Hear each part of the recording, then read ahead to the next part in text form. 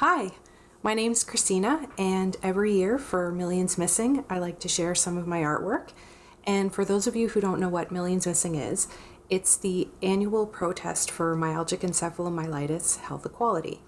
And this year I created a collage series called Inner Landscapes, and the series explores the emotional terrain of chronic illness. So the good, the bad, the complicated, and the entire series is on my Instagram. But today I thought I'd talk more in depth about 5 of my collages. And I really like collages because you get to assemble images from all over the place, like old books and magazines, and you can bring the images together to tell a story. And so I hope you enjoy 5 of my collages. Like a cage door, my heart will open to set free a flock of captive birds. One by one, I will cradle their soft wings, whispering the same prayer over each until the last bird is sent off into the sky. The most loyal of messengers, they fly over stretches of hills, winding rivers, and mountain peaks, reaching distant lands only known to them. Each bird carries and sings the same song I whispered to them once, now so long ago.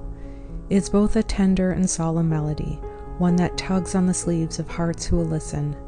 Sung from deep within their chest comes a story about captivity and of longing for the sky. The saddest note holds the pain of remembering freedom, nearly forgotten after years of confinement. It's both prayer and plea to find a better way for the ones oppressed by the cages in our world. It's also an anthem of kindness and duty to care for one another with the time we are given.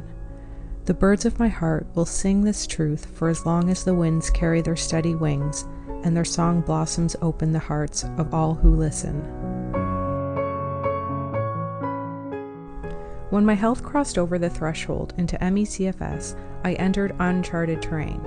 The confines of my body created a barren land, no longer filled with the lush experiences my soul had once relished in. One has no control or choice in such a place, but only to tread onwards, through desolate expanses of time and isolation. Parched and starving for sustenance, I turn to my heart. The heart can act as a portal and can access the memories and moments of love residing there. I visit them like one indulges in a cup of tea or a long warm bath. I sink deep. For I am a weary traveler, and soaking in such recollections helps the miles pass. They also bring comfort to my spirit, helping me walk back home to myself when unforgiving lands have made me forget who that is.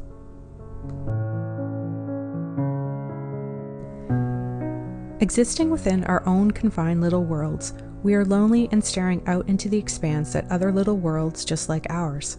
There is a kinship to be found amidst such isolation, because we share the same captor, ME/CFS.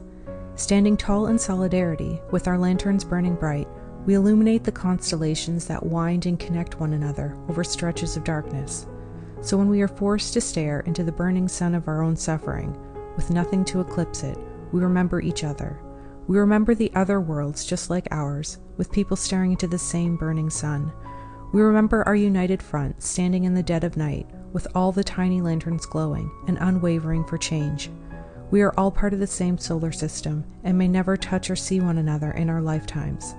But together we continue to do everything we can do, calling forth the macrocosm for help and change.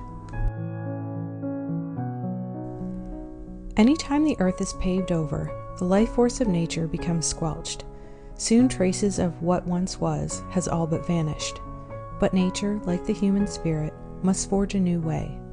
Over time, cracks form on the surface, cracks that light beams can burst through for new life.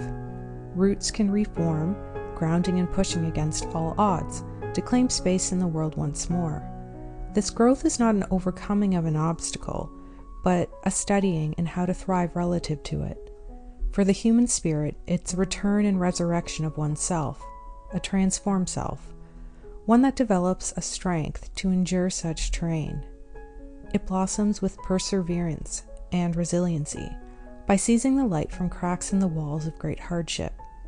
These walls are ME/CFS for me, and I embrace the shreds of light that come my way.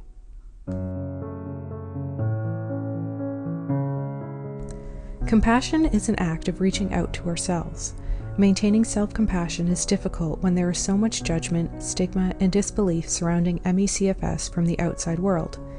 In these moments, I recalibrate myself to the quiet spaces between the noise, to remember my true nature.